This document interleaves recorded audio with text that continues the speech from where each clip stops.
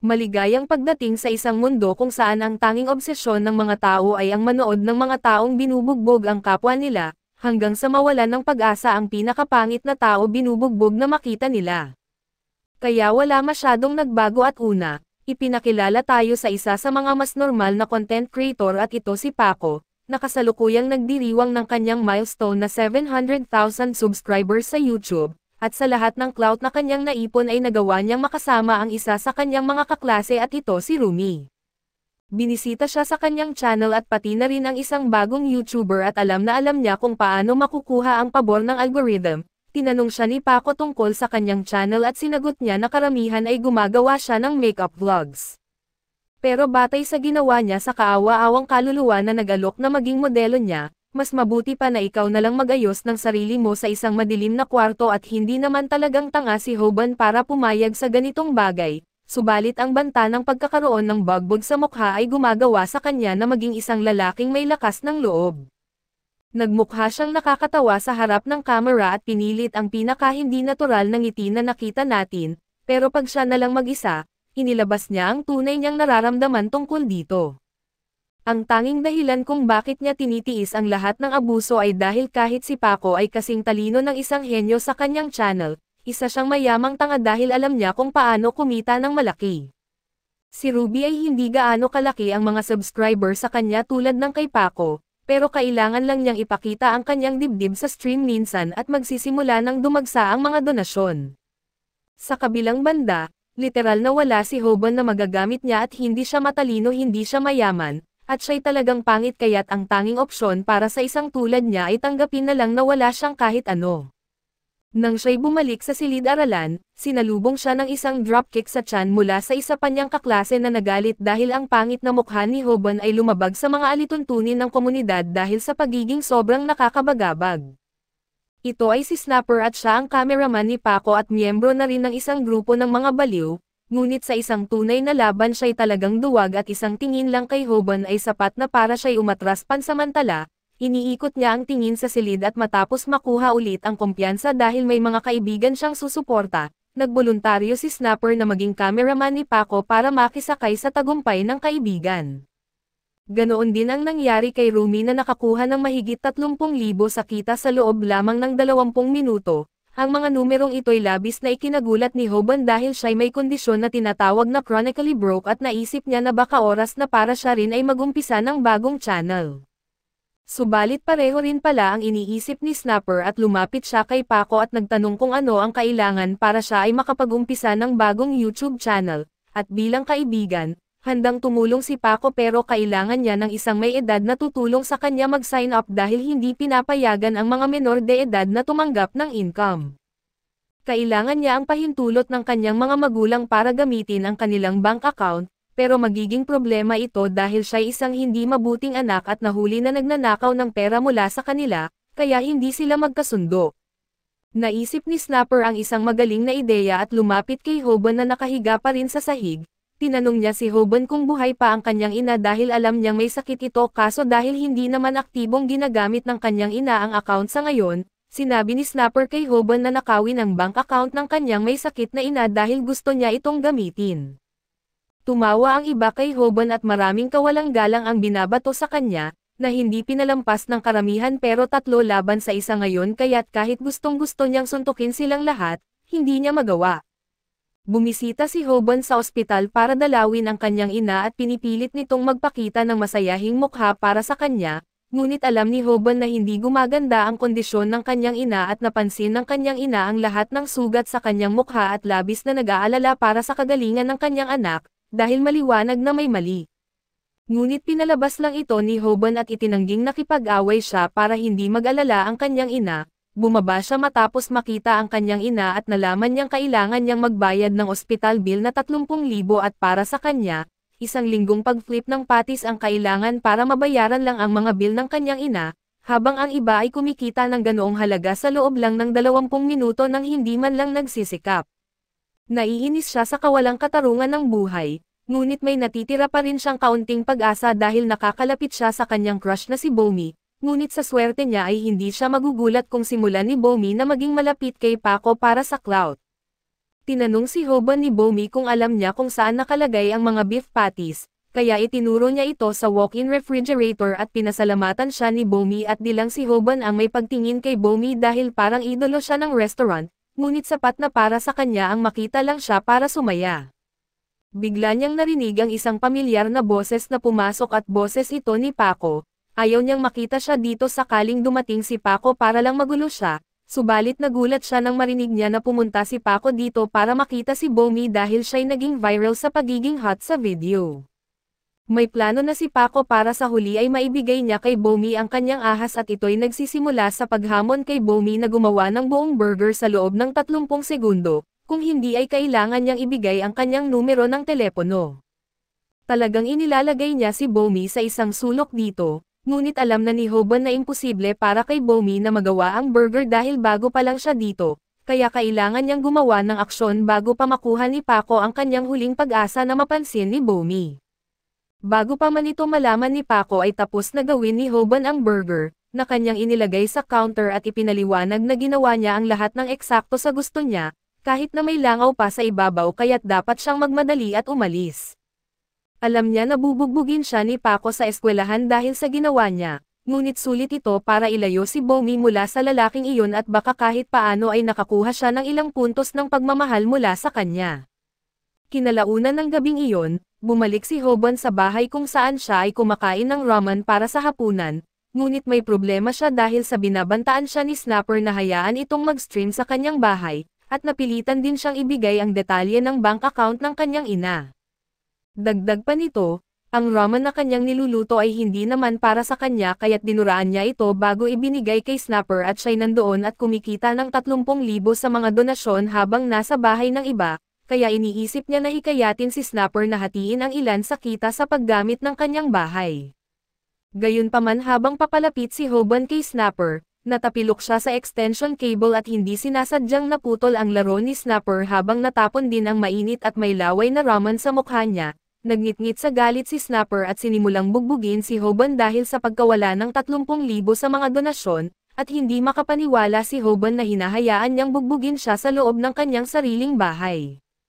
Ngunit lumalagpas na sa linya si Snapper nang sabihin niya kay Hoban na siya marahil ang dahilan kung bakit may cancer ang kanyang ina, at sa sandaling iyon ay may kung anong naputol sa loob niya at siya ay nakagawa ng isang bagay na hindi niya maibabalik. Hinablot niya ang ilang kimchi at inihagis ito sa mukha ni Snapper bago niya ito binigyan ng pinakakarapat-dapat na uppercut sa buhay niya. Sinuntok siya pabalik ni Snapper ngunit sa totoo lang, mahina siya kumilos kaya nakayanan ni Hoban ang suntok at nagpatuloy sa pakikipaglaban. Ang pagtindig para sa sarili niya ay hindi kasing hirap ng iniisip niya noon, kaya kumuha siya ng higit pang kimchi at nagpatuloy sa pakikipagbunok kay Snapper habang patuloy ang pagre-record ng camera at sa ibang parte ng lungsod, nakita ng isang babae ang dalawang binatilyong nag-aaway na may pagkain sa kanilang mga boxer shorts, at bagaman hindi niya ito nirerespeto, nagkaroon siya ng interes dito. Pagkatapos ng away at matapos mapaalis si Snapper, naiwan si Hoban sa isang gulong bahay at nagsisimula ng maramdaman ang sakit ngayong nawawala na ang adrenaline at nagsisimula na rin siyang mag-alala kung magkano ang gagastusin para ayusin ang lahat ng nasirang bahay, ngunit ayaw niyang isipin ito kaya nagpasya siyang magpahinga sa sahig at matulog. Kinabukasan, nakatanggap si Hoban ng isang nakakagulat na tawag mula kay Snapper, na talagang nagpapanik at sigaw siya ng sigaw kay Hoban na tanggalin ang video. Ngunit hindi alam ni Hoban kung ano ang pinagsasabi ni Snapper. Akala ni Hoban na na-disconnect ang stream nang namatay ang computer, ngunit hindi nawala ng kuryente ang webcam kaya nakuha sa 4K ang lahat ng nangyari pagkatapos noon doon ay ipinaliwanag ni Snapper na na-upload ang video ng kanilang away sa YouTube at papatayin siya ng kanyang mga magulang kung makikita nila ito, hindi pa kasama dito kung gaano ito pangit tignan na matalo sa isang taong lumalaban gamit ang kimchi. Hindi makapaniwala si Hoban sa kanyang naririnig kaya nagpunta siya sa YouTube para makita ito para sa sarili niya, at talagang naka-online ang video sa lahat ng kimchi fighting glory nito at sa magdamag, kumalat na ito sa buong mundo kaya nag-alala si Hoban na mula sa pagiging nabubuli sa lokal, naging internasyonal na ang bullying kay Hoban. Pero bago niya i-delete ang video para makaiwas sa karagdagang kahihiyan, napansin niya ang isang pangkaraniwang usapan tungkol sa kung paano ang bilang ng views ay katumbas ng kinita, humigit kumulang 0.1 per yen bawat views, at ang video ay mayroon ng mahigit 10 milyong views, kaya't kumita si Hoban ng 1 milyong yen magdamag. Sa eskwelahan ay nasaksihan na ng lahat ng estudyante ang laban sa Kimchi at si Snapper ay nagluluksa dahil sa pagbagsak ng kanyang social status dahil sa video na ito. Gumugol siya ng maraming oras sa pagsipsip kay Paco para umangat sa social ladder, kaya kailangan niyang gumawa ng hakbang para muling maipakita ang kanyang dominasyon. Hinanap niya ang isang madaling target at lumapit sa class geek para bugbugin, ngunit matapos makita ng lahat na natalo siya sa Kimchi fight, sobrang baba na ng kanyang katayuan sa lipunan na kahit ang tinuturing na weaklings ay may lakas ng loob na bugbugin siya sa gitna ng klase. Ang karaniwang estratehiya ni Snapper na umaasa kay Paco para takutin ang mga tao ay hindi nagagana dahil iniwan na siya nito, samantala karating lang ni Hoban sa ospital kung saan sinabihan siya na ang gastos sa paggamot ng kanyang ina para sa linggong iyon ay tumaas na sa 120,000, na magiging problema sana kung hindi siya biglang yumaman. Paglabas ay sinuri ni Hoban ang video at nakita niyang patuloy ang pagtaas ng bilang ng views, kaya kumikita siya ng mas malaking halaga subalit bigla siyang sinuntok ni Snapper. Nagagalit ito dahil naging katatawanan siya dahil sa video ni Hoban, kaya sinimulan niyang manghingi ng kalahati ng perang kinita mula sa views. Hindi na si Hoban ang dating duwag tulad ng nakaraang araw, kaya't diretso siya sa target at nakipaglaban dito at walang paraan na ibibigay ni Hoban ang kahit anong pera kay Snapper dahil nasa account ito ng kanyang ina at ang detalye nito ang ginamit niya para makalikha ng stream sa unang lugar. Nagpatuloy ang laban pero hindi natakot si Hoban sa kanya dahil nakipaglaban na siya rito noon, kaya mas madali na ito ngayon at hanggang sa gabi, pinapakalma ni Hoban ang umiiyak na si Snapper ngunit pinapanindigan niya na hindi niya ibibigay ang kahit anong pera mula sa video. Tila ito ang simula ng isang di inaasahang pagtutulungan at bagaman hindi gusto ni Hoban si Snapper, ang ideya na kumita ng malaking halaga ng pera ay nakakatukso lalo na't kilala si Snapper sa pagtulong kay Paco na marating ang kinaroroonan niya ngayon. Malaki ang maaaring maitulong ni Snapper kay Hoban pagdating sa streaming, isang bagay na hindi lubos na nauunawaan ni Hoban kaya't ang alok ni Snapper na maging producer niya ay nagpapakita ng isang pagkakataon para pareho silang kumita ng malaki. Ang panlinlang ni Snapper sa pag-aalok ng paghahati, at ito'y 70% para sa kanya at 10% lamang para kay Hoban ay mabilis na nakita bilang hindi makatarungan, at sa pagpapakita ng hindi pagsang-ayon, na ipakita ni Hoban na hindi siya basta-basta pumapayag sa hindi patas na kasunduan. Sa huli ay nagtagumpay si Hoban sa pagpapababa ng paghati sa pabor sa isang mas makatarungang alok, kung saan siya ay makakakuha ng 10% para sa sarili at ang mungkahi ni Snapper na gumawa ng mga video kung saan haharapin ni Hoban ang mga bully sa totoong pagkakataon ay isang kawili-wili na twist. Ito ay nagbibigay daan para kay Hoban na gamitin ang kanyang mga karanasan sa bullying, hindi lamang para sa personal na kapakinabangan kundi bilang isang paraan para bigyan ng inspirasyon at turuan ang iba. Pinilit ni Paco na ilagay sina Hoban at Snapper sa kanyang livestream at malinaw kay Hoban na ginagawa lamang ito ni Paco para makakuha ng pansin gamit ang kanilang viral na video ng labanan. Pinilit ni Paco sina Hoban at Snapper na batiin ang mga manunood ayon sa plano niya, kaya't ipinakilala nila ang kanilang sarili bilang The Bullied Boys subalit may lihim na plano ang dalawa at gusto ni Snapper na simulan ito ni Hoban, ngunit hindi pa handa si Hoban.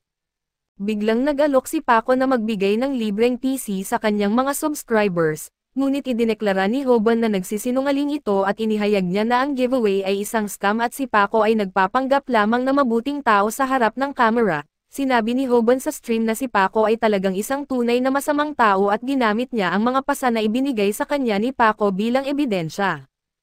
Ipinaliwanag ni Hoban na i-upload niya ang lahat ng masamang ginawa sa kanya ni Paco sa kanyang sariling channel. Alam ni Hoban na malaki ang magiging kapalit nito para sa kanya kaso palagi naman siyang binubugbog sa paaralan, kaya't naisip niya na baka kumita na rin siya habang ginagawa ito. Samantala isang misteryosong babae ang nagpasya na walang bago sa nangyayari, ngunit naging interesado siya nang mapansin ng mga tao na medyo iba ang itsura ni Hoban at naiisip ni Snapper kung paano gumagana ng perpekto ang kanilang plano na makuha ang mga viewers ni Paco papunta sa kanilang channel. Dahil mukhang talagang frustrated si Paco sa pagkalantad niya. Sa isang hindi inaasahang pagbabaliktad ng mga pangyayari, ibinunyag ni Paco na natapos ang kanyang livestream dahil namatay ang baterya ng kanyang telepono at nang walang kamera, sinimulang bugbugin ni Paco si Hoban ng walang awa dahil sa pagtatangka nitong malantad siya. Ang di niya alam, si Snapper pala ay naka-live streaming ng pangbubugbog sa 33,000 na tao at nakakakuha sila ng maraming subscribers. Naiisip ni Snapper kung gaano katalino ang kanilang plano na hindi direktang hinamon si Paco sa kanyang sariling stream. Tinawag ni Snapper si Hoban na bituin ng palabas dahil ang plano buong panahon ay para lang bugbugin siya tulad ng dati para makakuha sila ng maraming views at kumita ng pera. Gayunpaman ay biglang nagtaka si Hoban kung talaga bang sa pagpapabugbog lang ba ang pera at determinado siyang kumita ng malaki, kaya kailangan niyang sumikat ang kanilang mga video. Sa sandaling ito, nagduda siya kung gusto ba talaga ng mga tao na manood ng isang batang binubuli, at napagtanto niyang ang tunay na gustong makita ng mga tao ay ang isang binubuli na lumalaban sa bully at ipinakita ni Hoban ang kaunting determinasyon, ngunit ito ay lalo lang nagpagalit kay Paco. Naisip ni Snapper na sana ay maikli lang ang pagbugbog kung tumayo lang sana si Hoban at hinayaan ito, at ngayon ay nagtataka siya kung saan nanggagaling ang lahat ng katapangang ito. Nabanggit ni Hoban ang realidad nang mapansin niya kung gaano kalaki si Paco kumpara sa kanya, pareho silang nasa high school kaso si Paco ay may malalaking muscles samantalang si Hoban ay payat. Naisip ni Hoban na humingi ng tawad sa isang sandali kaso ininsulto siya ni Paco at sinisi siya sa pagkakaroon ng cancer ng kanyang ina. Nagngit-ngit sa galit si Hoban nang banggitin ng masamang tao ang kanyang ina at lahat ay nagulat nang atakihin niya si Paco, subalit tumawa lang ang lahat sa chat dahil hindi man lang napatinag ni Hoban si Paco at lalo pang lumala ang sitwasyon nang ideklara ni Paco na ilalagay niya si Hoban sa kama ng ospital katabi ng kanyang ina, at binuhat niya ang binata. Tumawa ang lahat sa katangahan ni Hoban at napagtanto niyang malaki ang papel na ginagampanan ng timbang sa isang laban. Ang kanyang laban kay Snapper ay parang larong pambata kumpara sa sinasapit niya ngayon at akala ni Hoban ay tapos na ang lahat, kaso hindi pa dahil naghahanda si Paco na suntukin siya ulit. Subalit bigla namang nagsalita ang estudyanteng laging natutulog, sinabihan si Paco na tumahimik at sinabi ni Paco na matulog na lang ito sa bahay nila kaso natakot siya nang tignan siya ng bata at ang pangalan ng bata ay Kim, at siya ay isang rising star sa mundo ng MMA. Umurong si Paco at namangha si Hoban kay Kim, na nakapagpatahimak sa buong silid-aralan sa ilang salitang binitawan lamang at napagtanto niya na si Kim ay isang taong nakarating na sa tuktok ng isang mundong lubos na bago sa kanya. Bumalik sa pagtulog si Kim at umalis si Paco at naisip ni Snapper na medyo astig ang pagkilos ni Hoban, binanggit niya na kahit mukhang natalo si Hoban sa laban, nakakuha naman sila ng ilang tagahanga na nag-iwan ng mga motibasyon na komento. Nang gabing iyon, umuwi si Paco na nakahinga ng maluwag dahil namatay ang kanyang telepono bago siya nalantad ni Hoban pero gayunpaman, nagulat siya nang makatanggap siya ng sandamakmak na mensahe na nagsasabing nabunyag ang kanyang tunay na pagkatao. Kinalaunan ay nalaman natin na hindi maaring mas masaya pa si Hoban, binugbog siya ni Paco ng pisikal ngunit tinamaan ni Hoban kung saan talaga masakit dahil ang video ng pagbugbog sa kanya ni Paco ay nag-viral at kumalat kahit saan. Humingi ng tawad si Paco sa isang stream ngunit nagkamali siya ng malaki. Inakala niyang natapos na ang stream ngunit hindi pa pala, at nasabi niyang maniniwala ang kanyang mga hangal na manunood sa kahit anong sabihin niya, lalo lang lumala ang sitwasyon para sa kanya mula roon dahil nagsimula ang mga tao na hukayin at ilantad ang mga pekeng video ni Paco. Sobrang sama ng sitwasyon na may gumawa pa ng website na nakatuon sa pagbaba ng bilang ng mga subscriber ni Paco, at naging lumang balita si Paco ngunit nakabangon naman si Hoban sa kanyang sitwasyon. Isang araw ay idineklara ni Snapper na ang pangunahin nilang content mula ngayon ay magiging mga laban, ang tanging problema ay ang haba ng video at ang YouTube ay nagbabayad batay sa mga ad hindi sa mga views, kaya para kumita ng tunay na pera, kailangan nilang maglagay ng mga ad sa kanilang mga video. Ang problema ay hindi tumatagal si Hoban ng higit sa 1 minuto sa isang laban at kailangan ng mga video na hindi bababa sa 3 minuto para kumita. Kung hindi kayang tumagal ni Hoban ng higit sa 3 minuto sa isang laban, tapos na ang kanyang karera sa YouTube. Nang gabing iyon, naghanap si Hoban ng mga paraan para gumaling sa pakikipaglaban at may nagrekomenda ng ilang tao ng pagsasanay ngunit wala siyang panahon para doon. Tiningnan niya ang iba't ibang uri ng martial arts ngunit lahat ay masyadong mahirap. Biglang mali ang pagkakasulat ni Hoban sa pariralang How to Fight, ngunit nagulat siya nang makita niyang mayroong YouTube channel na may ganitong pangalan at walang subscribers ang channel pero nagulat si Hoban na makitang marami itong video. Pinanood ni Hoban ang isa sa mga video at ipinakilala ng kakaibang ibong lalaki ang sarili at ito'y si Samak. Ang unang hakbang ni Samak para manalo sa laban ay huwag masyadong padalos-dalos at kung hindi makontrol ng isang mandirigma ang kanilang sarili, hindi lang basta kamao ang kanilang ibinubuhos kundi pati na rin ang kanilang mga emosyon. Napagtanto ni Hoban na kung mapapainit niya ang ulo ng kanyang kalaban, magkakaroon siya ng malinaw na kalamangan at tinuruan din siya ni Samak ng isang teknik. At nagulat si Hoban nang marinig na ito ay magpapahintulot sa kanya na matamaan ng hindi nasasaktan. Pinanood niya ito, ngunit masyado itong parang madali kaya inisip niyang baka scam lang ito para makakuha ng views at natulog na lang siya at kinabukasan, nagbitiw si Hoban sa kanyang trabaho sa McDonald's dahil hindi ito makakatulong sa pagbayad ng mga medikal na bayarin ng kanyang ina at kailangan niyang kumita ng pera ng mas mabilis. Pinag-uusapan ng kanyang mga kasamahan sa trabaho kung paano nagbitiw ang taong nagbunyag kay Paco at narinig ito ni Bomi. Pinag-isipan ng boss ni Hoban na magtayo ng sarili niyang channel para sumikat tulad ni Hoban kaso binigyan siya nito ng nakakatakot na tingin.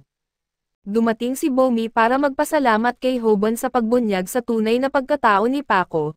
Nagulat ang lahat nang hingin niya ang numero ng telepono ni Hoban at dahil hindi na sila magkatrabaho, gusto niyang manatiling nakikipag-ugnayan sa kanya at agad ginamit ni Hoban ang kanyang numero habang nagte-text sila sa klase, ngunit nagtataka si Hoban kung baka scam lang ito.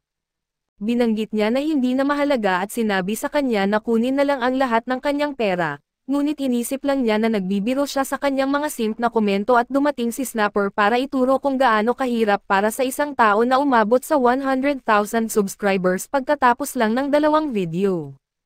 Hindi ito magagawa kahit ng mga kilalang tao, ngunit gusto lang malaman ni Snapper kung may naisip na ba si Hoban na paraan para mapatagal ang isang laban ng 3 minuto kaso wala pa, kaya ipinapaalala ni Snapper na hindi nila dapat sayangin ang pagkakataong ito. Naniniwala si Hoban na ang pagiging sikat ay hindi palaging humahantong sa magandang bagay, ngunit bigla niyang napagtanto kung gaano siya kamali nang dumating si Romy para hilingin sa kanya na gumawa ng livestream kasama niya. Sinabi ni Hoban na astig ang pagiging sikat at pumayag siya na gawin ito kaso syempre, may pag-alinlangan ang mga kasama niya. Ipinapaliwanag ni Romy na patuloy na hinihiling ng kanyang mga manunood na makita si Hoban, hinikayat niya si Hoban kaso tumingin siya sa kaibigan niyang si Snapper para sa payo dahil siya ang estratehiya ng kanilang grupo kaso sa kasamaang palad, hindi rin malinaw ang pag-iisip ni Snapper dahil iminungkahi niya lamang na dapat magdala ng kaibigan si Romy para makapag-double date sila. Biglang ang lahat ay natakot nang dumating si Paco na galit kay Hoban dahil sinira niya ang YouTube channel nito, at noon naalala ni Hoban ang sinabi sa video ni Samak na walang mas madaling kalaban kaysa sa isa na naiinis na, maliwanag na frustrated si Paco kaya inihanda ni Hoban ang susunod na hakbang kung saan siya ay matatamaan ng hindi nasasaktan. Gayunpaman ay itinigil ni Paco ang kanyang suntok ng ibunyag ni Snapper na kinukunan niya ng video ang lahat. Nagbanta si Snapper na i-upload niya ang video kaya nagsumpa si Paco na maghihiganti siya at umaasa si Romy na hindi siya kasama sa gulong ito, ngunit umalis lang si Paco. Nakahinga ng maluwag si Snapper at tinuro na may utang na pasasalamat sa kanya si Hoban, ngunit si Hoban ay nagulat pa rin at nangyari ang lahat ayon sa sinabi ni Samak, kaya nagtataka si Hoban kung sino nga ba ang misteryosong tao na ito. Pagkatapos ay nahuli si Snapper sa kanilang pagpupulong at naiisip ni Hoban kung gaano kahirap ang pagkakaroon ng tema ng pakikipaglaban. Malaki itong problema dahil malamang hindi sila makakapagpatuloy na basta na lang makikipag-away sa mga baliw at sa halip na mag-isip ng solusyon, nagpasya na lang si Hoban na mag-text kay Bomi. Namangha si Hoban kung gaano siya kasaya habang nagti-text kay Bomi. Ngunit nagulat si Hoban nang sabihin ni Bomi na mas gusto niyang marinig ang boses ng isang tao kaysa mag-text at akala nang medyo mabagal umintindi at inakala ni Hoban ay ayaw na ni Bomi mag-text, pero ang ibig sabihin pala niya ay gusto niyang makipag-usap sa kanya sa telepono. Handang-handa na sana si Hoban na tawagan siya agad, ngunit may dumating na mga tao na nagsasabing sila ay malalaking tagahanga niya at nagulat si Hoban na kahit ang mga taong mukhang nakakatakot ay gusto siyang kausapin dahil sa kanyang kasikatan. Tinanong ng isa sa kanila kung magkano na ang kinita ng kanyang mga video, at doon napagtanto ni Hoban na gusto lang pala siyang nakawan at biglang dumating si Snapper para tulungan siya pero agad itong bumagsak. Nadismaya si Hoban nang makita kung gaano kalampas si Snapper at naisip niyang wala itong kakayahang lumaban. Kinuha ng lalaki ang telepono ni Hoban at sinabihan siyang ipagpatuloy ang paggawa ng mga video sa YouTube para nanakawan siya ulit balang araw. Nagimbal si Hoban dahil nasa teleponong iyon ang numero ni Bomi at sinubukan niyang sabihin sa lalaki na kunin na lang ang telepono ni Snapper, ngunit iniisip ni Hoban na dapat nilang tawagan ang pulisya para mabawi ang kanyang telepono. Ngunit sa tingin ni Snapper ay baliw siya dahil mas magandang ideya raw ang naisip niya. Palaging iniisip ni Snapper ang paglikha ng content kaya ibinunyag niyang live streaming pala ang nangyayaring pangho-hold up at ngayon ay pinalakpakan siya ng mga tagahanga ni Hoban. Itinuro ni Snapper na sikat ang mag-asawang iyon sa lugar na iyon at tiniyak niyang ang paghabol sa kanila ay makakakuha sila ng maraming views. Nagtataka si Hoban kung gusto lang ba nilang makita siyang mabugbog ulit, ngunit iniwan niya muna ang pag-aalalang iyon at nagpa siyang simulan ang kanyang live stream. Ilang sandali pa ay nakita natin na hinarap ni Hoban ang dalawa niyang mga nang-hold up sa isang lugar na may karaoke. Naalala ni Hoban kung paano itinuro sa kanya ni Samdak sa video kung paano tukuyin ang malakas na kamay ng kalaban.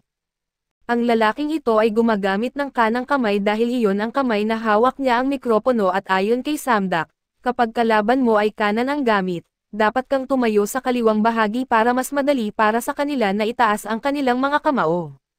Naisip ni Hoban na kung tatamaan siya ng lalaking ito, mas mabuti na susubukan niya ang itinuro ni Samdak sa kanyang video at sinabi nito na kung hindi ka magaling umilag sa suntok, maaari ka pa ring makareact sa ibang paraan. Nakita ni Hoban ang pagdating ng kanang kamay na suntok, kaya nagulat ang lahat nang gamitin niya ang teknik kung paano tatanggapin ang suntok ng hindi nasasaktan. Nakakagulat na hindi nasaktan si Hoban at ipinaliwanag ni Samdak na ang suntok ay pinakamalakas sa eksaktong sandali na ito'y tumama sa target. Ibig sabihin, kung makakagalaw ang isang tao palapit sa suntok bago ito lumakas ay maaari nilang maiwasan ang masaktan at nagbigay din ng instruction si Samdak kung paano magbigay ng headbutt sa pamamagitan ng paghila ng iyong baba. Namangha si Hoban na hindi siya nasaktan, ngunit hindi niya alam ang susunod na gagawin at tinawag siyang masokista ng siga at sinalakay muli, ngunit napagtanto ni Hoban na mabagal siya sa pag-react at buti na lang at may instruction din si Samdak para sa ganitong sandali. Talagang mahirap para sa isang karaniwang tao na tamaan ang bawat suntok, ngunit mahirap din para sa isang karaniwang tao na ilagan ang bawat suntok at nakakagulat na hindi tumama ang suntok ng siga. At ito'y dahil itinuro ni Samdak kay Hoban na mahirap para sa isang karaniwang tao na tamaan ang isang taong masyadong gumagalaw. Ang teknik sa boxing na ito ay tinatawag na weaving, hanggat patuloy na sinusubukan at hindi tinatamaan ni Hoban ang kamao ng kanyang kalaban sa pamamagitan ng kanyang ulo, magmumukha siyang boksingero na may magaling na weaving teknik. Itinuro din ni Samdak na sa pag-focus sa pagtama sa kamao ng kalaban ay mawawala rin ang takot ni Hoban sa kamao at dahil dito, mas madalas na magkakamali ang kanyang kalaban at kahit natamaan si Hoban ay hindi siya makakaramdam ng sakit dahil sa teknik na hindi nasasaktan kapag tinamaan. Ipinagmalaki ni Samdak sa kanyang video na sa puntong ito, hindi na dapat matakot si Hoban sa pakikipaglaban at ito nga ang nangyari dahil mas tiwala na si Hoban ngayon at hinihingi na niya sa siga na ibalik ang kanyang telepono, kaya't naman maaari na siyang tumugon kay Bomi. Ang lalaki ay walang ideya kung sino si Bomi kaya't patuloy lang siya sa pag-atake, ngunit patuloy lang si Hoban sa paggamit ng mga teknik ni Samdak at patuloy niyang tinamaan ang kamao ng lalaki ng kanyang ulo, ngunit para sa iba ay mukha lang itong hinahayaan niyang suntukin siya. Nagtataka ang siga kung bakit hindi siya umiiwas at nagwawala ang live stream chat ni Hoban habang hinahangaan siya ng mga manunood, lalo pang tumataas ang kumpiyansa ni Hoban. Ngunit naisip niya na sana ay pinanood niya pa ang ibang mga video ni Samdak. Tanging ang tungkol sa hindi pagkasaktan sa kabila ng pagtanggap ng suntok ang kanyang napanood kaya wala siyang ibang teknik na magagamit. Tama mang napanood niya si Samdak subalit iniisip niya kung gaano ito kaproblema dahil masyadong mabagal ang laban. Mukhang napapagod lang ang isa't isa ang mga naglalaban at nawawalan na ng mga manunood. Nais ni Snapper ng mas mahahabang laban kaso nababagot ang mga tao kung masyadong matagal ito at isaalang-alang ni Snapper na itigil na ang laban, ngunit bigla niyang napansin ang mensahe mula sa isang manunood na nagngangalang Ding. Si Ding ang manunood na nakakilala kay Kim bilang star ng MMA at tila marami siyang alam tungkol sa martial arts. Ngayon ay sinasabi ng komento ni Ding na mananalo si Hoban sa laban-laban sa siga at tinutukoy ng lahat sa chat na tila binubugbog lang si Hoban. Ngunit tinatawag silang mga amateur ni Ding. Itinuro ni Ding na hindi napansin ng siga dahil sa kanyang adrenaline, ngunit nasa malaking problema ang kanyang mga kamao at nagwawala ang chat nang mapansin nila ito, at hindi maintindihan ng siga kung ano ang nangyayari sa kanyang mga kamao. Ipinaliwanag ni Ding na maaaring sumakit ang mga kamao mula lamang sa matagal na pagpalo sa punching bag, ngunit masyadong nadala ang siga at maraming beses na tinamaan ang matigas na ulo ni Hoban at nawala ang adrenaline ng siga at nagsimula ang hindi matiis na sakit, tulad ng sinabi ni Ding.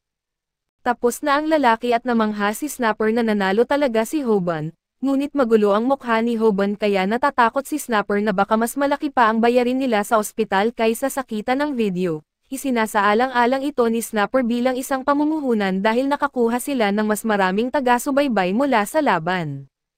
Abala si Hoban sa pag-iisip kung paano siya tumugon ngayon kay Bomi. Natapos ang livestream at ipinaliwanag ni Hoban na ang video na naipost mula rito ay nakakuha ng mahigit 1,000,000 views sa isang linggo. Ang kanyang channel na tinatawag na viral hit ay mayroon na ngayong 4 na video na may kabuuang 25 milyong views at bukod dito, natanggap nila ang kanilang unang bayad na halos $113,000 na kalahating sentimo bawat view ay medyo mababa, ngunit ipinaliwanag ni Snapper na kinailangan muna nilang maaprubahan at matagal bago sila makapaglagay ng mga ads sa kanilang mga video. Maganda ang payout para sa kanilang unang beses kaya nasabik si Hoban na magpatuloy, iniisip niya na dapat ang kanilang mga video ay mas sensational at marahas, ngunit tinukoy ni Snapper na maswerte sila hanggang ngayon na hindi pa sila nakakatanggap ng yellow mark. Isang video na tumatanggap ng yellow mark ay nangangahulugang ito ay na-demonetize. Ito ay isang bagay na kinatatakutan ng lahat ng bagong YouTuber sa kanilang kaso. Tatanggap sila ng yellow mark kung mapapansin ng YouTube na masyadong marahas o naglalaman ng labis na agresibong nilalaman ang kanilang video. Biglang napansin ng lalaki si Rumi, ngunit agad siyang inilayo ni Snapper nang ma-realize niyang habol nito ang kanilang mga manunood at nakalayo sila, ngunit na-distract si Hoban ng isang magarang tracksuit at inakala niyang nagkakahalaga ito ng $2 o $300, at naisip niyang bilhin ito dahil kakasweldo lang niya.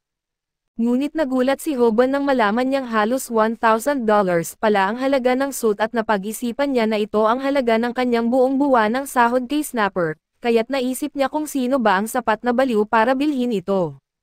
Laking gulat niya nang makitang binibili na ito ni Snapper at itinuro ni Hoban na katumbas iyon ng isang buwan niyang sahod, ngunit itinuturing ni Snapper na pangunahing pangangailangan ang mga ganitong uri ng bagay at naniniwala siyang kailangan ng bawat isa na magkaroon ng kahit isa nito, kaya inirerekomenda niya kay Hoban na bumili rin ng isa. Sa puntong iyon, napagtanto ni Hoban na hindi mahalaga kung magkano ang kinikita ng isang tao at tanging ang mayayaman lang ang nakakaalam kung paano gumastos ng malaking halaga ng pera ng responsable, dahil dito ay kumilos si Hoban ng responsableng paraan at nagpa siyang hindi bilhin ang suit. Subalit nagulat si Hoban nang makatanggap siya ng text message mula kay Bomi at ilang segundo lang, nakita natin na iniwan ni Hoban ang lahat ng responsableng asal dahil binili niya ang sobrang mahal na suit dahil nais na makipagkita sa kanya si Bomi.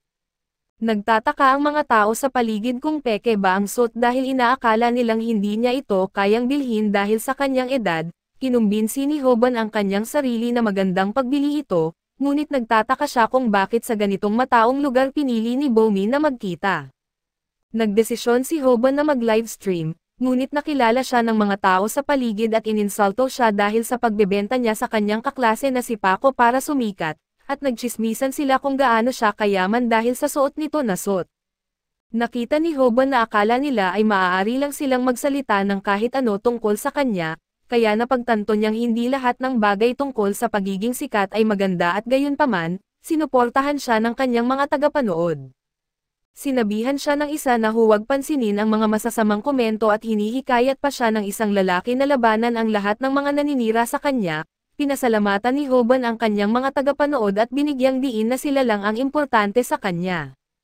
Sa puntong iyon ay masiglang humingi ng autograph ang isang babae, ngunit kausap pala niya ang isa pang bagong YouTuber na si G1 at nag-i-interview si G1 ng mga tao sa kalye, at sinusubukan niyang magtanong sa isang magandang babae ngunit ipinaliwanag nito na may kausap siyang iba. Inakala ni G1 na boyfriend ito, ngunit itinuro ni Bomi si Hoban at binanggit din ni Bomi na pareho sila ng suot na overpriced na suit at ipinaliwanag naman ni Hoban sa atin na palagi siyang naiinggit sa mga sikat na bata sa paaralan. Palagi siyang maliit at hindi athletic at hindi rin maganda ang kanyang mga grado. Naniniwala siyang ang paaralan ay refleksyon ng lipunan sa kabuuan, kung saan ang survival of the fittest ang umiiral at natural lang para sa mas mahinang hayop na yumukod sa mas malakas. Nang magsalita siya tungkol sa kanyang sarili at dahil apektado si Hoban sa narinig mula sa mag-asawa, naging matipid at hindi gaanong bukas ang kanyang mga sagot at nawala ang sigla ni Bomi habang patuloy siya sa pagtatanong. Nang magkataon na magdikit ang kanilang mga kamay, lubos na nadala si Hoban sa kanyang imahinasyon at iniisip niya ang pag-uwi kay Bomi pagkatapos ng mahabang araw sa opisina at sa kanyang imahinasyon, doon ay bumili siya ng mga bulaklak para kay Bomi. Nagtaka si Bomi kung bakit walang bulaklak ang isa sa mga bouquet, kaya't maayos na ipinaliwanag ni Hoban na dahil si Bomi na ang pinakamagandang bulaklak at sinalubong sila ng kanilang mga anak, ngunit binigyang diin ng kanyang anak na babae na nananaginip lang pala ang tanga na si Hoban. Napagtanto ni Hoban kung gaano siya katanga sa pag-iisip ng ganito matapos lang magdikit ang kanilang mga kamay, at inakala ni Bomi na siya'y isang taong mahina sa pagsasalita at malapit sa kanila, may mag-asawang nag-iisip na maganda ang tingnan ang dalawa sa kanilang magkatugmang damit. Subalit naawa ang lalaki kay Bomi dahil sa pangkalahatang paniniwala na ayaw ng mga babae na makitang kasama ang mas matangkad na lalaki. Akala ng lalaki hindi sila naririnig subalit narinig ni Hoban ang lahat at napag-isipan ni Hoban na maaaring nababagot si Bomi sa kanya at nahihiya pa na makasama siya. Dahil sa epekto ng mga sinabi, tinanggal ni Hoban ang kanyang jacket at sa kabila ng pagtatangka ni Bomi na magtanong at makilala siya ng higit, nanatili si Hoban na hindi gaanong nagpapahayag at nagbigay lang ng maikling mga sagot, dahil dito ay unti-unting nawalan ng sigla si Bomi sa pagpapatuloy ng kanilang usapan. Ngunit sa huli ay sumuko na siya at nagpasya siyang umalis at ipinaliwanag na bagamat magaling si Hoban sa chat nila, halos hindi naman ito nagsasalita sa kanya ng personal at humingi ng paumanhin si Bomi dahil pinilit niya si Hoban na makisama sa kanya, ngunit inamin ni Hoban ang kanyang nararamdaman. Binanggit niya kung paano siya maaaring nakakabagot para kay Bomi at inilahad niya na hindi pa siya nakikipag-date sa isang babae noon. Sinimulan niyang sagutin ang mga tanong ni Bomi at ipinaliwanag na dati siyang nahihiya sa kanyang mga sagot. Sinabi rin niya na hindi siya kumain dahil masyado siyang naaaliw sa kagandahan niya. Nag-aalala si Bomi para sa kanya habang siya ay pinagpapawisan ng marami, ngunit ipinaliwanag niya na umupo siya sa tabi ng bintana dahil inisip niyang maaaring mainit para sa kanya ang araw. Nagustuhan naman lahat ito ni Bomi at may isang taong nanonood sa kanila buong oras at nag-iisip kung gaano kagaling ang pagkakalaro ni Hoban sa sitwasyon at sa labas. Pakiramdam ni Hoban ay parang boyfriend siya ni Bomi at ipinaliwanag niya na katatanggap lang niya ng tawag mula sa isang lumang kaibigan. Ang taong ito pala ay nag-aaral din sa eskwelahan ni Hoban kaso nagulat siya nang malaman na ito ay si Kim. Natakot si Hoban dahil ang lalaki ito na mayroon ng lahat at ang lalaking hindi niya kailan kinakausap sa eskwelahan, ay kaibigan pala ni Bomi. Muling naglaro sa isip ni Hoban ang parehong daydream kung saan siya'y umuwi mula sa trabaho. Ngunit sa pagkakataong ito, si Kim ay asawa ni Bomi at si Hoban ay isa lamang estranghero na pumasok sa kanilang bahay. Tinawag siya ni Kim na isang weak na sumusunod sa kanyang babae at sinabi ng anak na gisingin na siya. Napagpasyahan ni Hoban na magsinungaling kaya sinabi niya kay Bomi na sila ni Kim ay talagang magkaibigan lang. Natuwa si Bomi na marinig ito, ngunit na-shock si Hoban dahil ayaw niyang malaman niya na bahagi siya ng grupong loser at agad nagsisi si Hoban sa pagsinungaling lalo na nang lumitaw si Kim sa eksena. Binati siya ni Bomi at excited na tinanong kung talagang magkaibigan ba sila ni Hoban. Nataranta si Hoban at tinitigan lang siya ng lalaki. Napagtanto ni Hoban na nagkamali siya ng malubha at humihingi siya ng tawad kay Bomi sa kanyang isipan dahil sa pagsinungaling, wala siyang paraan para malaman ito ni Bomi, ngunit may di nakasulat na batas sa mga weaklings na nagsasabing huwag magpanggap na maging mabuting kaibigan sa kahit kanino. Nilabag ni Hoban ang batas na ito para magpasikat at ang tanging nais niya ay patuloy na kuminang sa mga mata ni Bomi. Ang katahimikan ay nagdulot ng pag-aalala kay Bomi kung may mali ba. Kaya't inihanda ni Hoban ang sarili para sa nakakatakot na sandali. Handa siyang tanggapin ang parusa sa kanyang kasinungalingan at iniisip kung paano niya hindi na muling makikita si Bomi, ngunit nakakagulat ay sinabi lang ni Kim na magkaibigan sila at magkaklase pala sila at bahagya lang naalala ni Kim ang pangalan ni Hoban at alam niyang gumagawa siya ng mga YouTube video. Tinuro ni Kim na pareho ang suot nilang suot kaya tinawag ito ni Hoban na Samis. hindi ito ang pinakamagandang paraan para makalabas sa sitwasyon kaso iniisip ni Hoban kung gaano niya kinamumuhian ang pagiging masaya sa nangyari at naglalakad ang tatlo, pero pakiramdam ni Hoban ay maliwanag na siya ang third party dito. Sinabi niya sa kanila na mayroon siyang paso sa kuko sa paa at ito'y nagdudulot ng matinding sakit kaya kailangan niyang umalis. Nagkunwari si Hoban na napipilay habang umaalis at ninais niyang sana'y nakaisip siya ng mas magandang kasinungalingan at sa malapit. Isiniwalat ni Snapper na pinapanood niya at binabalita ang lahat. Akala niya ay magaling ang ginagawa ni Hoban at sana'y nanatili ito sa kanila at sa kabilang banda, itinuro ni Hoban na hindi niya alam ang pakiramdam na maging third wheel sa dalawang talagang kaakit-akit na tao, at itinuturing niya ang sarili bilang pangit na may paso pa sa kuko kumpara sa kanila. Magkaiba ang mundo nilang tinatahak at walang nakakaalam nito ng higit pa sa kanya. Ipinaliwanag ni Snapper na ang pag-ibig ay parang pakikipaglaban sa isang digmaan, at hindi basta-basta dapat sumuko si Hoban dahil may malakas na kalaban na lumitaw.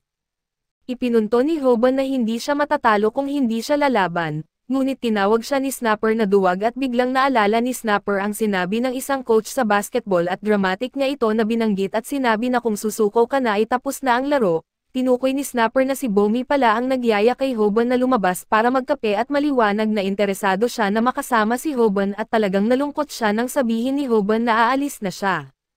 Lalo pang naging dramatic si Snapper nang magsimulang mabasag ang boses niya sa matinding pagsasalita at idineklara niyang mas malapit si Hoban sa tagumpay kaysa sa kanyang mga karibal. Naging emosyonal si Hoban at nagpasalamat kay Snapper sa pagbukas ng kanyang mga mata.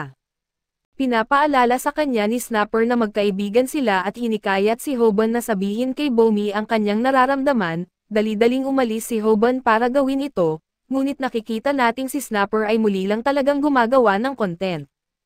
Na-excite siya at nilagyan ng title ang string na, "I confessed my love to a friend and got rejected." Pinag-uusapan ng chat kung gaano nila kinaiinisan na maging kaibigan si Snapper at biglang huminto si Snapper sa pagtakbo dahil may ikinagulat siya. Bumalik si Hoban sa grupo at inalok ni Kim na bunutin ang paso sa kuko niya, ngunit sinabi ni Hoban na ayos na siya kaya umalis si Kim para sa practice dahil may laban siya sa susunod na linggo. Napagtanto ni Hoban na hindi pala nagde-date sina Kim at Bomi at walang dahilan para panghinaan siya ng loob.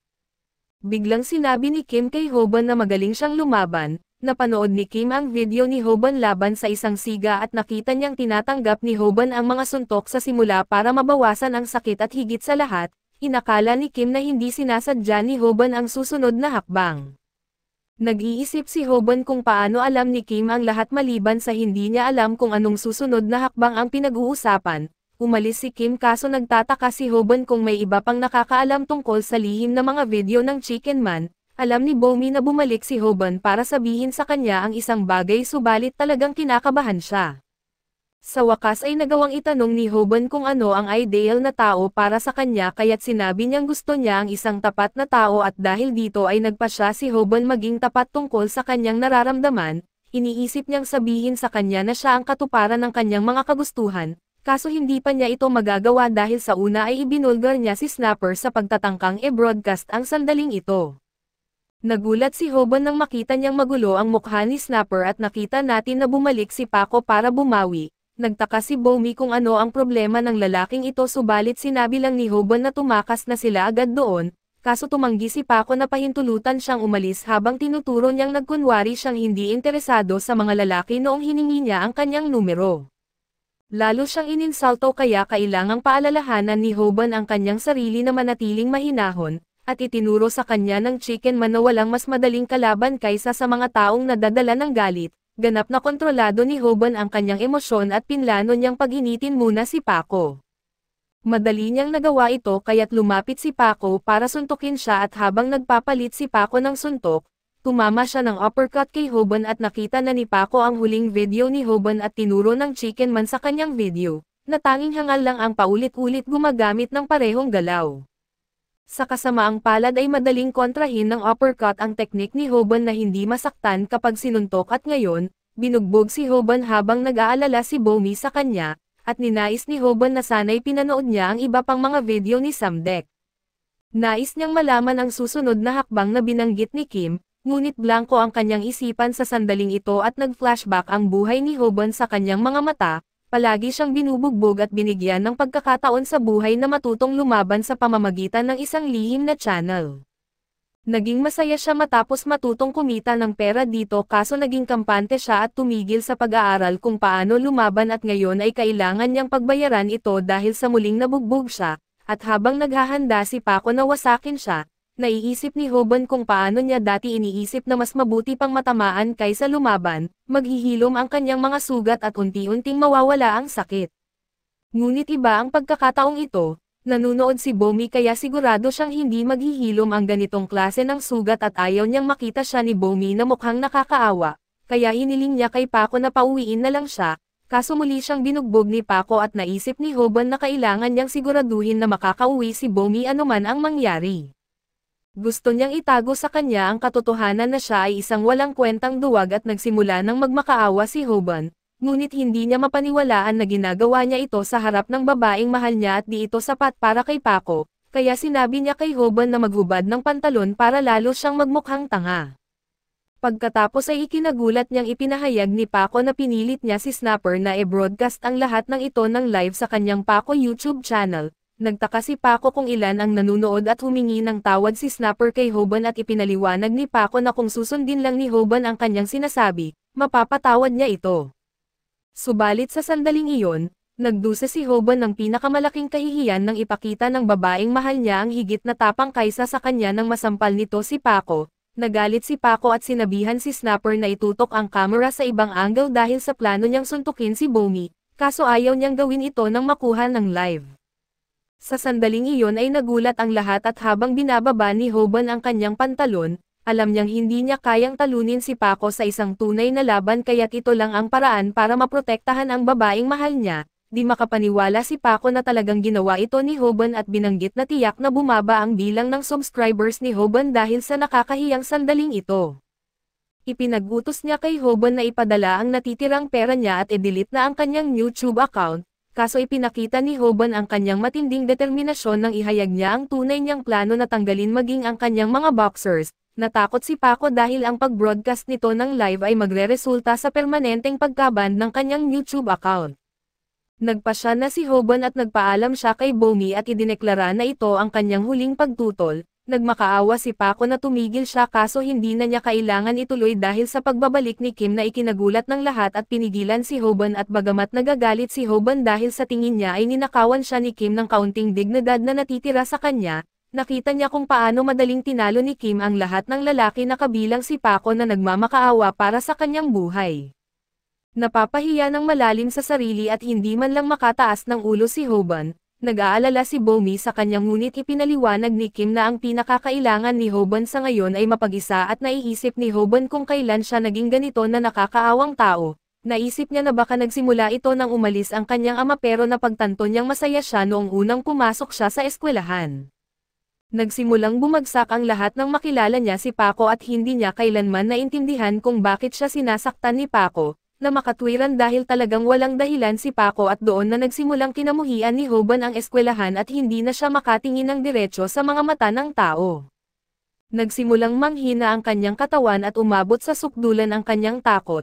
Ganito na naman ang pakiramdam ni Hoban ngayon at hindi niya mapigilan ang paghagulgol at sa kabilang banda, humingi ng paumanhin si Snapper at bumalik sa pag-streaming para lamang sa kanyang pinakasuportadong viewers. Si Snapper ang makeup model niya ngayon at iniisip niya kung nasaan si Hoban. Hindi na bumalik si Hoban sa eskwelahan matapos ang insidente at ilang araw na ang nakalipas ay pinilit ni Paco si Snapper na batiin ang kanyang mga viewers, kaya ginawa niya ito, ngunit iniisip lang ni Snapper kung paano siya makakapagpaumanhin ng maayos kay Hoban sa McDonald's. Nabigo si Bomi sa hindi pagsagot ni Hoban sa kanyang mga tawag sa telepono at nasa bahay lang si Hoban at ipinaliwanag niya sa atin na gusto lang niyang mawala, ngunit hindi lang sarili ang iniisip ni Hoban na may masama ang pakiramdam at doon ay pinapatugtog sa kanyang computer ang mga video ni Sandek. Idineklara ni Sandek na ang mga milagro ay hindi basta nangyayari sa mga taong hindi lumalaban at ang ipinapakitang pamamaraan ng pakikipaglaban sa video na ito ay tinatawag na How to Fight and Beat a Regular Person. Pinapanood natin si Hoban habang nagpupush up at ipinaliwanag niya na nagpasya siyang baguhin ang kanyang sarili. Sabi ni Sandex na higit pa sa mga YouTube videos ang kailangan para magkaroon ang isang tao ng determinasyon na magbago, ang sagot sa pagbabago ng isang tao ay nasa kanilang sarili at ito ang galit sa sarili, kaya kailangan nilang pasiglahin ang kanilang sarili sa pamamagitan ng kanilang galit. Ginawa ni Hoban ito habang masigasig siyang nagtatrabaho upang magbago na parang wala ng ibang mahalaga. Ipinaliwanag ni Sam Deck na ang pagmaster sa mga teknik sa isang video na ito ay aabutin ng isang buong buwan at bumalik sa eskwelahan. Binugbog ni Paco si Snapper habang nagla-livestream. Nagtataka siya kung talagang hahayaan lang ba ni Hoban ang kanyang kaibigan na talunin ng mga kaaway at sinabi kay Hoban na pumunta at iligtas siya. Binanggit ni Snapper kay Hoban na huwag pumunta at nakiusap sa kanya na manatili na lang sa bahay kung saan siya ligtas. Nanunood si Hoban at nakita niyang sinasabi ni Snapper na huwag siyang pumunta sa eskwelahan, ngunit kahit na sinabi ito ay nandoon na pala si Hoban at hindi makapaniwala si Snapper at ang kakaibang babae ay nagmadaling tingnan kung ano ang nangyayari. Ibinigay ni Hoban kay Snapper ang kanyang telepono at nagulat si Snapper na nagsimula na pala siyang mag-livestream. Sinabi ni Hoban kay Snapper na simulan siyang i-film at idineklara na ang livestream ngayong araw ay tatawaging, How to Fight and Be a Regular Person. Sa araw na iyon bago pa ang pangyayari ay bago magsimula mag-show ay tinanggihan ni Snapper na maging kaibigan si Hoban, sa halip ay inaalok pa niya ang sarili na maging isang room producer at sinabi pa niya kay Paco na tinitiis lang niya si Hoban bilang kapartner sa negosyo. Ang tawag pa ni Snapper kay Hoban ay isang kabiguan, ngunit sinuntok siya ni Paco dahil sa pagtraidor niya kay Hoban para makuha ang tiwala nito at pinuna ni Paco na pati ngayon, tinatraidor niya pa rin si Hoban kaya't nagtataka siya kung may hiya ba si Snapper sa pagpapakitang tao niya sa lahat ng taong nakakasalamuhan niya. Lahat ay tumingin sa kanya ng pangiinis at sinang-ayunan ni Snapper na siya ang pinakamasahol na uri ng tao sapagkat sa kanyang tingin, ito ang tanging paraan niya para mabuhay at sa pamamagitan na rin ng paglapit niya sa mga mas malakas sa kanya, hindi siya marunong makipaglaban o kumuha ng mataas na marka kaya ito ang kanyang tanging paraan para umunlad. Wala ring kaibigan si Snapper na makatutulong sa kanya at nagumpisa na si Paco ng kanyang stream at ipinaliwanag ni Snapper na nagbabalik na ang channel ni Paco sa normal kahit na siya ay na-expose. Hindi nagtagal at tinanggap na siya muli ng lipunan at dahil sa bagong estilo ni Paco na sobrang astig, lalo pa siyang naging sikat at ngayon ay ipinagdiriwang niya ang pag-abot sa 900,000 subscribers. Ngunit patuloy pa rin ang pagbaba ng bilang ng subscribers dahil wala na si Hoban at walang bagong mga video ang inilalabas, sa kabutihang palad ay may ilang tapat na naghihintay sa kanyang pagbabalik ngunit hindi alam kung gaano katagal sila maghihintay.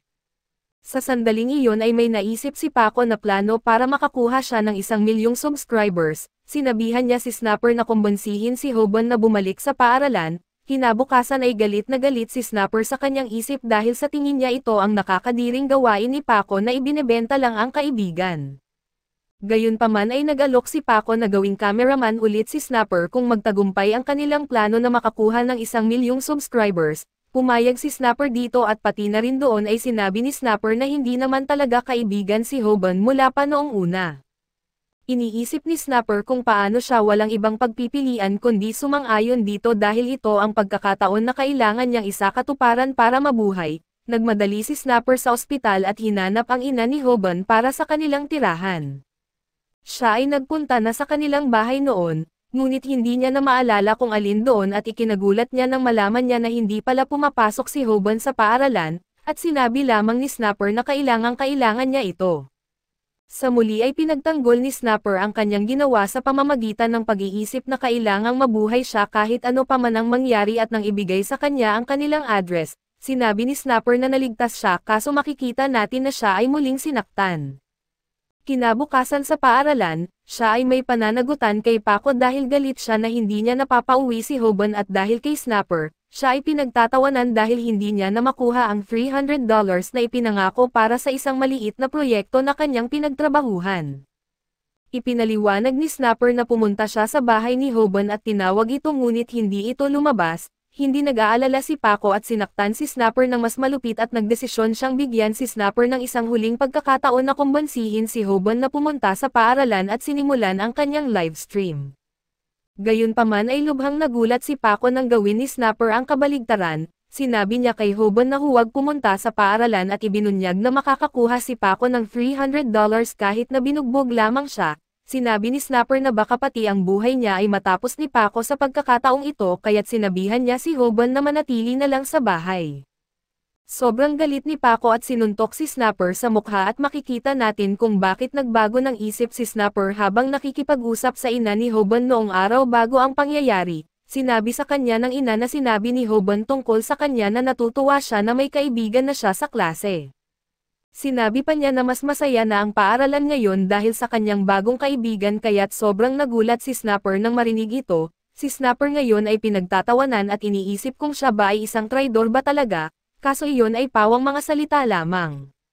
Si Hoban sa kahit na paano ay tinawag siyang kaibigan kahit na alam na niya ito at dahil dito ay hindi na niya kayang traidorin pa si Hoban. Pagkatapos ay bumalik tayo sa kasalukuyan kung saan bumalik si Hoban sa paaralan sa kabila ng pakiusap ni Snapper na iwasan na siya. Pinanigurado ni Hoban na live streaming ni Snapper ito at ipinahayag na ang pamagat ay kung paano makipaglaban at talunin ang isang karaniwang tao. Labis na nagulat si Snapper na makita na ang kanyang kaibigan ay ganon kalamig ang pagtrato.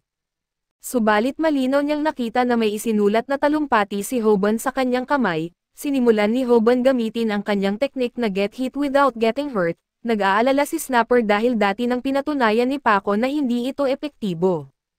Nadismaya rin si Paco dahil dapat alam na ni Hoban na hindi gagana sa kanya ang galaw na ito kaya't siya ay sumubok na naman ng uppercut. Isang pagbabalik tanaw sa isang buwan na ang nakalipas ay ipinakita kung ano ang nangyari matapos nasisiyahan si Hoban. Napagtanto niya na siya ay nagmamalaki lamang at nagdududa kung dapat ba niyang tuluyan ng iwasan si Bomi. Iniisip niya na hindi na niya kayang harapin ang kanyang mga manunood ngunit walang paraan para mabayaran ang mga gastusin sa ospital ng kanyang ina. Naroon si Hoban sa kanyang pinakamababang punto habang tinatanong niya kung bakit siya kailangang maging mahina at walang silbi. Kung ito ay isang anime ay marahil ay may himala na biglang magpapalakas sa kanya subalit sa kasawiang palad ni Hoban, alam niyang ito ay realidad at gayunpaman ay biglang na-realize ni Hoban na mayroon siyang kanyang sariling uri ng himala at ito ay ang lihim na YouTube channel. Nagpatuloy si Hoban sa ikalawang aralin ni Sandek sa kung paano makipaglaban at pinapanood ang video na may pamagat na How to Fight and Beat a Regular Person. At doon ay ipinaliwanag ni Sandek na isa sa ilalim na sa pagsubok ng kanyang dedikasyon si Hoban dahil ang susunod na teknik ay magdadala ng buong isang buwan upang matutunan. Sa tatlong essential sa pakikipaglaban, ang una ay ang pagpapalakas ng katawan at itinuro ni Sandek na kumuha ng mataas na kalidad na protina upang dagdagan ang kanyang muscle mass. May mga teknik ang mga profesional na mga fighter upang maugnay ang pagkakaiba sa laki kaso wala ito sa mga baguhan kaya kailangan nilang palakasin ang kanilang mga katawan upang maiwasan ang mga atake. Gumawa si Hoban ng isang shake mula sa hilaw na karne para sa protina kaso ito ay nasukan niya. Napasobra sa kanyang pagkasigla si Hoban at hindi napansin ang bahagi ng video kung saan inirerekomenda ni Sandek na bumili na lamang ng protina. Ang ikalawang essential sa pakikipaglaban ay ang willpower. Wala si Hoban ng pera para bumili ng protina kaso seryoso siya sa pag-aaral kaya't pinilit niyang inumin ang mga shake na ginawa niya. Ipinaliwanag ni Sandek na ang sobrang pagkain ay maaaring magdulot sa kanya ng pagiging taba kaya't kailangan din niyang mag-ehersisyo. Ang ikatlong essential ay ang stamina. Inutusan siya ni Sandek na pumunta sa isang pool dahil ang paglangoy ang pinakamahusay na ehersisyo para sa pagpapalakas ng stamina. Mahalaga ang stamina dahil ito ay magpapahaba sa kanyang tagal sa isang laban. Nag-imbento rin si Dek ng isang teknik para mapabilis ang metabolism habang lumalangoy, at ito ay sa pamamagitan ng paglangoy na nakasara ang kanyang mga kamay at alam ni Hoban na ang mga swimming pool ay puno ng masayang mga extroverts kaya't hindi siya pwedeng pumunta doon.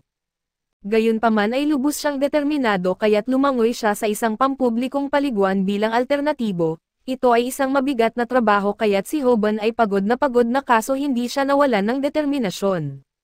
Gayunpaman, siya ay nabigla ng ibunyag ni Sandek ang mga dramatic na pagbabago sa kanyang lakas sa loob ng isang buwan at malamang hindi maaaring makuha ang lakas sa loob lamang ng isang buwan, ngunit ang itinuro niya ay isang magandang pundasyon at ang kailangan ng isang bagong manlalaban ay isang sandata na tinatawag na teknik. Labis na na-excite si Hoban sa puntong ito habang naghahanda siya upang matuto ng isang super galaw. Binanggit ni Sandek ang tanong kung aling uri ng mixed martial arts ang pinakaangkop para sa mga kaguluhan at isang beses na tinanong ng isang reporter ang isang kampyon na martial artist, at kung ikaw ay isang mahinang bata na binubuli aling martial art ang gusto mong malaman. Ang sagot ng lalaking ito ay isang kasanayan lamang at hindi ito ang boxing. Lubos na na-excite si Hoban sa puntong ito habang ipinahayag ni Samdek na ipapakita niya ngayon ang lihim ng kampyon. Nagbigay si Samdek ng mga tagubilin kung paano magkaroon ng tamang posisyon na ang buong bigat ni Hoban ay nasa kanyang harapan, at ang lahat ng tensyon ay inilabas mula sa likod na paa. Pinagsabihan niya si Hoban na ikutin ang kanyang katawan na parang pagtingin sa likod at balik sa kasalukuyan. Ginamit ni Hoban ang galaw na estilo ng MMA laban kay Paco at ito'y tinatawag na low kick at lahat ay nagulat at hindi makapaniwala si Hoban na totoo nga niyang naitama ito. Sinanay ni Samdek si Hoban sa low kick na ito ng 10,000 beses sa nakalipas na buwan. Pangako niya na sa kahit sino na seryoso dito ay makakakita sila ng resulta dahil ang masipag na pagtatrabaho ay hindi nagbibigay kabiguan.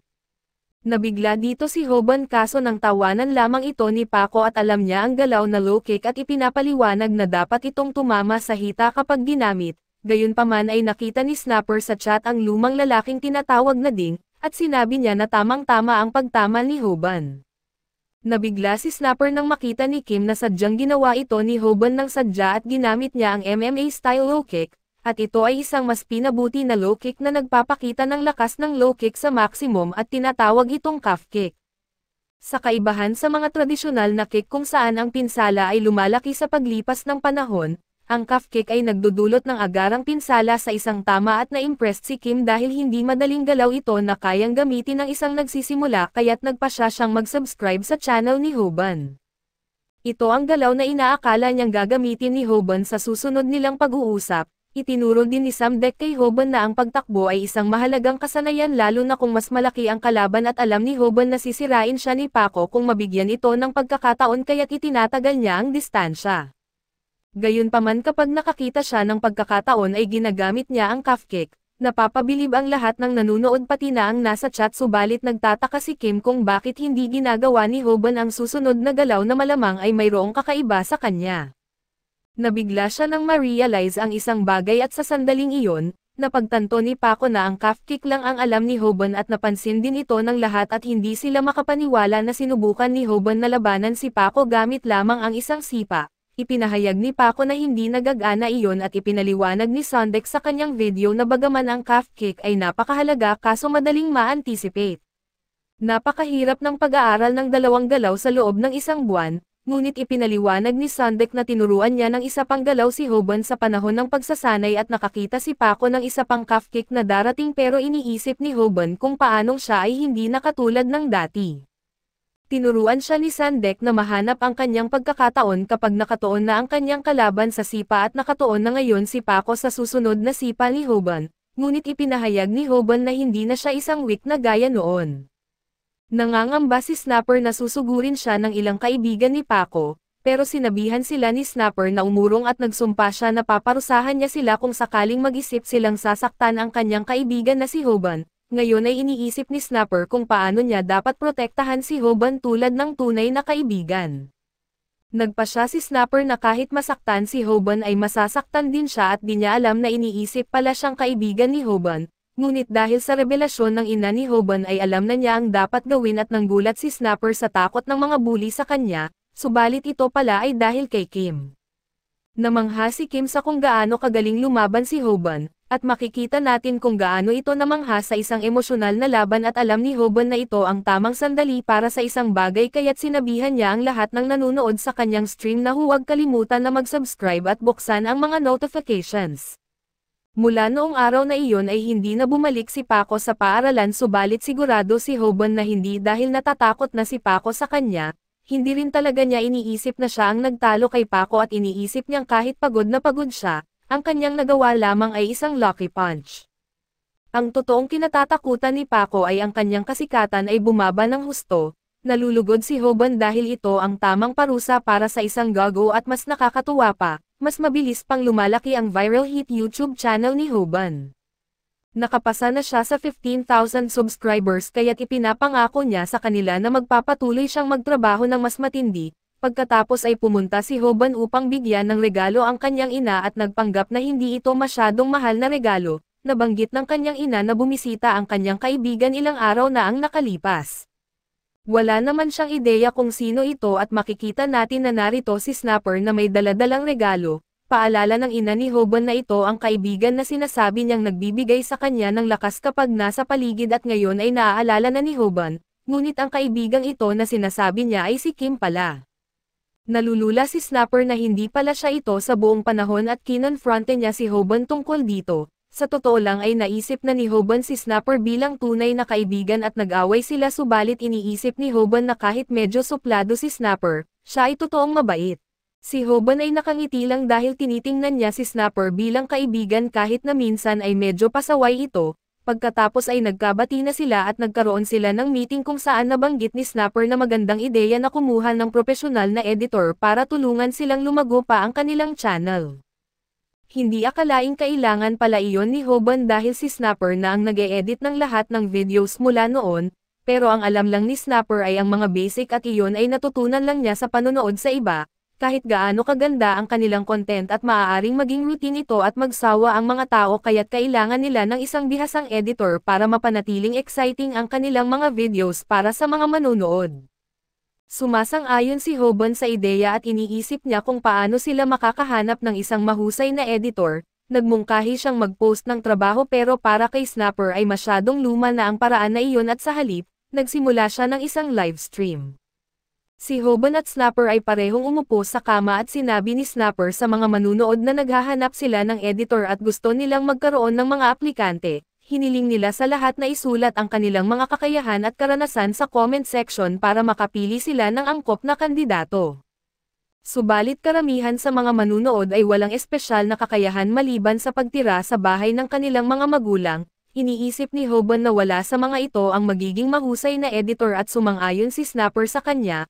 Kaya nilinaw nila ang mga kinakailangan sa trabaho at tinanong kung may sino man sa chat ang may karanasan sa pag-e-edit ng video. Sa wakas ay nagsalita ang guide na laging nagpapaliwanag ng mga ginagawa ni Hoban sa stream at sinabi niyang magaling siya sa pag-e-edit ng video. Ayaw ni Snapper sabihing nagsisinungaling ito pero medyo nagdududa siya sa kakayahan ng lalaki sa pag-e-edit. Kaso dahil nag-volunteer na rin ito ay iniisip ni Hoban na dapat silang mag-meeting para ma-verify ang kanyang kakayahan. Ayaw ni Snapper na kunin ang lalaki bilang editor dahil siguro ay matanda na ito, pero hindi mahalaga kay Hoban ang edad basta magaling ito sa pag-edit at kaya't hiningi nila ang contact information ng lalaki para ma-schedule ang isang interview. Pagkatapos sa school ay tinanong ni Snapper si Hoban kung nagpadala ng mensahe ang lalaki at sinabi ni Hoban na oo nga, pero napaka-old-fashioned ng greeting card na ipinadala kaya gusto agad ni Snapper na i-block ito at kalimutan na lang. Bagamat medyo na turn off din si Hoban sa greeting card, sa palagay niya hindi tama na kanselahin ang interview dahil nangako silang makipagkita at tinanong ni Snapper kung paano nila gagawin ang interview, pero hindi rin sigurado si Hoban sa mga detalye dahil sinabi lang ng lalaki na pupunta siya doon sa isang punto. Nag-aalala si Hoban dahil hindi niya alam kung paano makipag-usap sa mga katulad nito. Ngunit lumalabas na ang matandang lalaki ay isang babae mula sa kanilang paaralan at hindi ito nagulat sa kanilang reaksyon at ngumiti lang, sinabing simulan na ang interview. Ang pangalan ng babae ay si Lee, at medyo kilala siya bilang first year at kahit hindi siya sikat sa kanyang klase ay lumaki siya sa ibang bansa kaya natuto siyang mag-Japanese mula sa internet at ngayon, parang nagbebenta siya ng kotse kapag nagsasalita. Hindi makapaniwala si Snapper na napagkamalan niya itong matandang lalaki at natatawa siya sa paraan ng pagsasalita ni Lee, ngunit nang hawakan ni Lee ang daliri niya at sinabing bastos ang pagturo, biglang na-in-love si Snapper katulad ng pagkaka-in-love ni Hoban kay Bomi at iniisip na agad ang kanilang magiging buhay pag magkasama. Ngunit ipinapabalik siya ni Hoban sa realidad dahil kailangan pa nilang tapusin ang interview. Nahihiya si Snapper na na-in-love siya kay Lee dahil lang sa paghawak nito sa kanyang kamay pero sa palagay niya ay cute pa rin si Lee. Nag-effort si Lee na mag-edit ng isa sa kanilang mga videos para i-review ni Hoban at impressed si Hoban dahil gumawa pa ito ng introduction para sa kanilang channel. Agad na nagpa siya si Snapper na si Lee ang perpektong tao para sa trabaho, na walang kinalaman sa kanyang pagka-crush subalit gusto pa rin ni Hoban na magkaroon ng mas masusing interview. Gusto niya na ipinakita ni Lee ang mga nakakatawang komento sa video dahil nagdadagdag ito sa komedya kaya't alam niyang alam ni Lee ang ginagawa niya. Ngunit hindi pa rin siya sigurado kung dapat ba nilang kunin si Lee at tinanong ni Hoban si Lee kung nahirapan siya sa pag-edit ng anumang bahagi ng video. Ipinakita ni Lee ang bahagi kung saan muntik nang maghubad si Hoban sa kamera at nahirapan siyang e-censor iyon at dahil sa kahihiyan, agad na tinanggap ni Hoban si Lee para matigil na ang usapan tungkol dito. Ngayon napayag na si Hoban sa pagkuha kay Lee at akala din ni Snapper ay settled na ang lahat pero may isa pang tanong si Hoban bago opisyal na kunin si Lee at kung magaling siya sa pag-edit, baka makakuha siya ng trabaho sa ibang channel at nagtataka si Hoban kung bakit siya ang pinili ni Lee at hindi ang ibang channel. Pinaliwanag ni Lee na nagsimula ang interes niya kay Hoban noong araw na hinarap niya si Paco. Wala siyang pag-asa na manalo noon, pero ang determinasyon sa kanyang mga mata ang nagtulak kay Lee na sundan siya kaya't excited siyang makatrabaho si Hoban at pareho ang nararamdaman ni Hoban kaya't matapos nilang tapusin ang lahat ng detalye sa pamamagitan ng handshake, gumawa sila ng announcement sa kanilang channel na nakahanap na sila ng editor. Nakita ni Bomi ang announcement at masaya siya na muling nagtatrabaho si Hoban sa kanyang channel. Ngunit sana ay mag-usap man lang sila sa telepono tulad ng dati dahil sa matagal na siyang hindi kinakausap ni Hoban at habang naglalakad siya sa kalsada, napansin niyang may mga tao na nagkukumpulan sa paligid ng isang arcade. Nagtataka sila kung tatawag ng pulis o ambulansya matapos ang kanilang nasaksihan. Pagdating ni Bomi sa pintuan ay nabigla siya nang makita ang apat na lalaki na nakahandusay sa sahig, habang may isang lalaki na kalmado lang na nakaupo sa isang upuan at naglalaro. Sinipal ng leader ng gang ang upuan ng lalaki at tinanong kung siya ang bumugbog sa kanyang mga kaibigan. Hindi pinansin ng lalaki ang tanong ng leader at sa halip ay nagtanong kung pwede siyang bigyan ng pera para makapaglaro pa. Ang mukha ng lalaki ay parang nagsasabing, kaya kitang bugbugin kung gusto ko. Samantala ay pinapakita ni Snapper kay Hoban ang isang video tungkol sa isang mixed martial arts fighter na si Ton, o dati isang fighter dahil natanggal siya sa trabaho dala na rin sa sobrang daming problema at masamang reputasyon at sabi ni Snapper ay nagsimulang mag-aral si Ton ng martial arts mula pa noong bata pa siya, pero natatawa si Snapper dahil taekwondo pala ang pinag-aralan niya.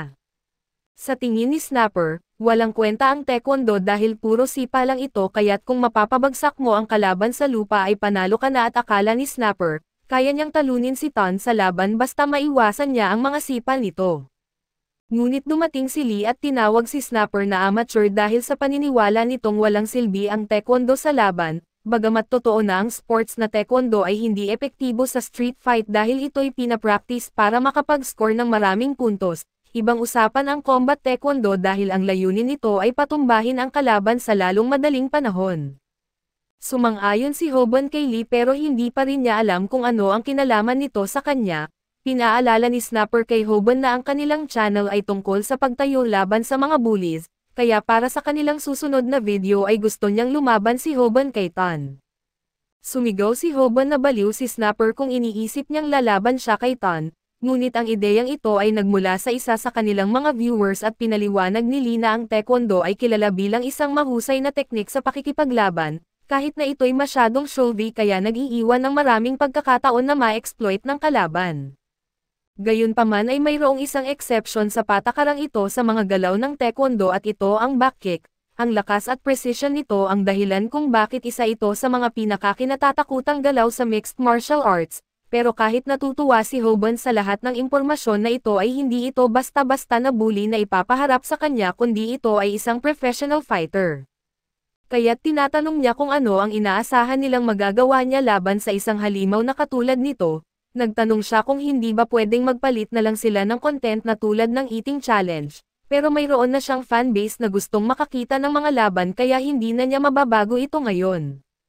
Para sa ngayon ay pag-usapan muna nila ang demonyo na kilala bilang Ton, isa siyang tunay na psychopath at dating sikat na taekwondo practitioner subalit bigla siyang huminto ng walang paliwanag at ngayon ay pinipili niya ang mga random na tao para maaliw ang sarili. Tulad ng ginawa niya noong sinabihan niya ang isang bata na ipagpalit ang sapatos sa kanya. Lagi niyang nakukuha ang gusto niya dahil mas malakas siya kaysa sa lahat. Ang dahilan kung bakit tinatawag siyang demonyo ay dahil hindi kanya direktang binubugbog kundi tatargetin niya ang kaibigan mo at papanoorin ka habang pinapahirapan ito, maliban na lang kung ibibigay mo ang gusto niya. Bukod dito ay wala namang pakialam si Ton sa mga bagay na ninanakaw niya. Ginagawa lang niya ito para magkaroon ng dahilan na bugbugin ang mga tao at hamakin sila at sawa na si Hoban sa kwento ni Ton dahil takot na takot siya na makaharap ito. Sinabi ni Snapper na hindi siya pwedeng umatras sa hamon dahil nangako na siya sa kanyang mga viewers. Sagot ni Hoban ay maaaring sinabi niyang lalaban siya sa mga thugs pero hindi naman niya sinabi na lalaban siya sa mga professional. Naiinis si Lisa kung gaano kasama na tao si Ton, pero pinapakalma siya ni Hoban dahil hindi niya maisip kahit isang dahilan para labanan si Ton dahil wala naman itong ginawang masama sa kanya, hindi siya pwedeng lumaban sa isang estranghero dahil lang sa mungkahi ng isa pang estranghero.